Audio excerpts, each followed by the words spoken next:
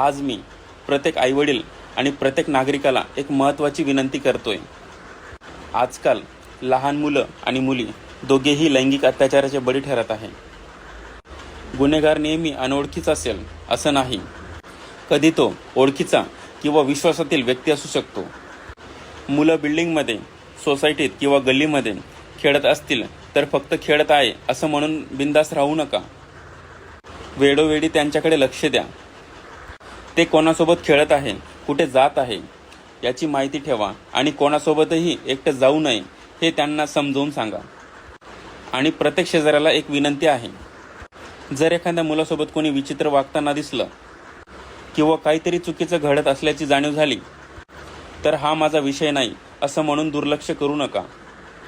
तुमचा एक फोन किंवा योग्य वेळी दिलेला इशारा एखाद्या निष्पाप मुलाचं आयुष्य वाचवू शकतो. लक्षात ठेवा, मुलांची सुरक्षा फक्त आईवडिलांची नाही तर आपल्या संपूर्ण समाजाची जबाबदारी आहे. धन्यवाद.